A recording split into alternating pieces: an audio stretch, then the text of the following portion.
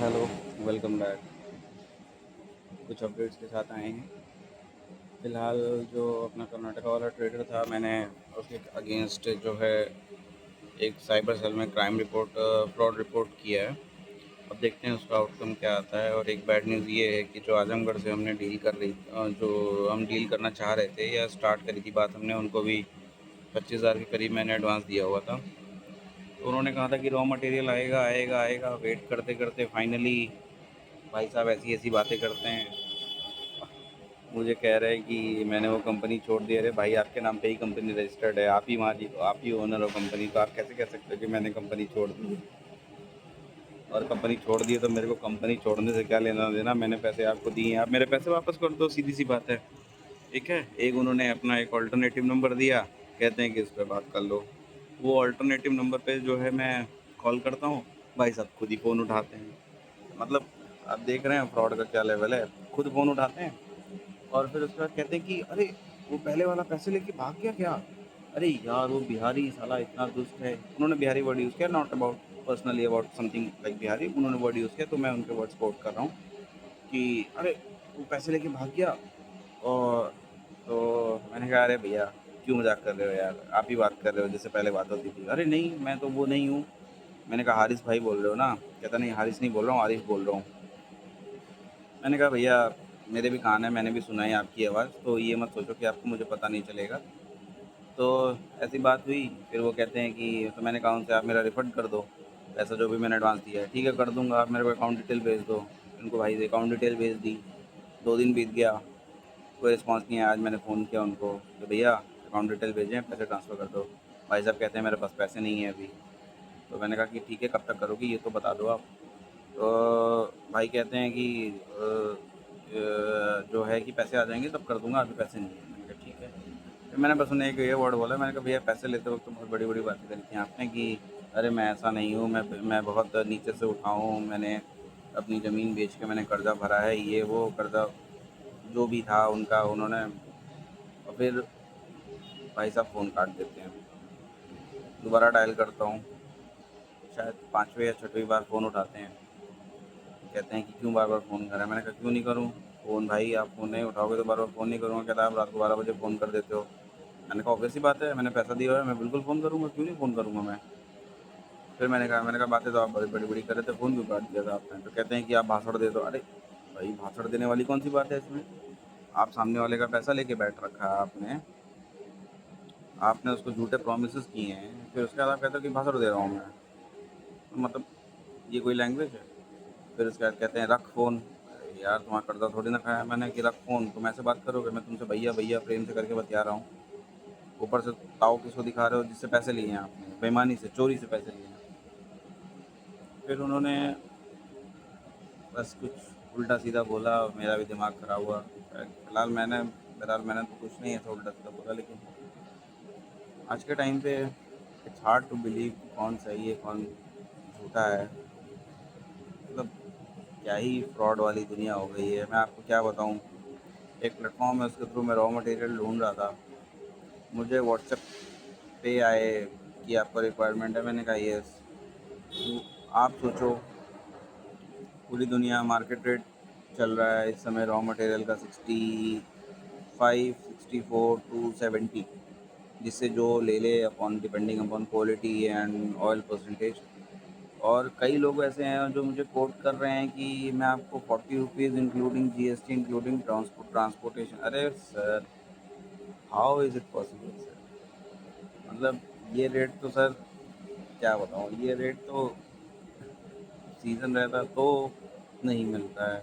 और आप ऐसी चीज़ें कर रहे हो। और आप भेज कहाँ से रहे हो। आप भेज रहे हो राजस्थान से, आप भेज रहे हो मुंबई से।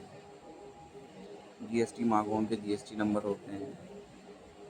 लेकिन एक चीज़ ये भी है कि कई तो ऐसे हैं, उनसे लोकेशन मांगो कि आप भाई आप मेरे को लोकेशन दो, मैं आता हूँ, विज़िट करता हूँ and will make the deal. और डील हो जाएगी तो मैं आपको जो भी है पेमेंट करूँगा और ले आऊँगा रॉ मटेरियल अपना।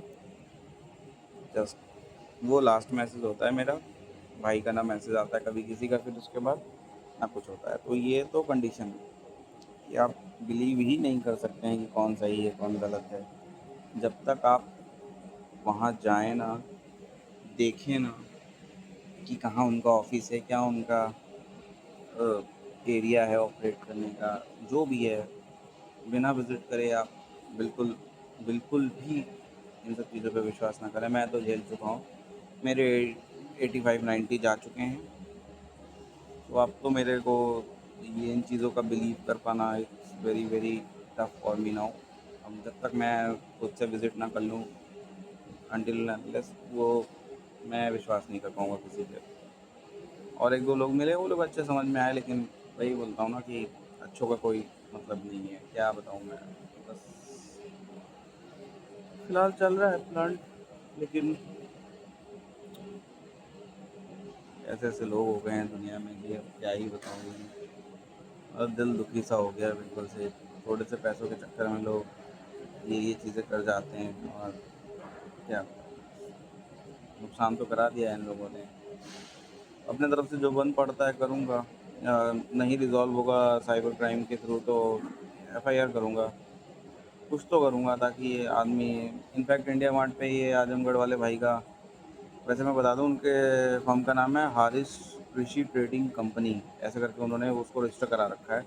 तो अगर आप लोगों में से किसी को उनका कांटेक्ट या ऐसा कुछ मिलता है इंडिया मार्ट पे, तो आई वुड सजेस्ट कि आप मत जाइए प्लीज़ उनके साथ डील मत करिए प्लीज़ प्लीज़, क्योंकि वो इंसान सही नहीं है। मैं देख चुका हूँ, वो इंसान सही नहीं है। वो, अगर आप डील करेंगे और अगर आपने पैसे एडवांस दिए हैं तो फिर ये आपकी गलती होगी, और आपके पैसे डूबने ही डूबने हैं, इट्स 100%। इंडिया मार्ट को मैंने कंप्लेंट डाली हुई है, उन्होंने कहा, उन्होंने मेल एक फॉरवर्ड किया, लेकिन आई डोंट थिंक सो वो भाई साहब को मेल पढ़ना नहीं आता होगा।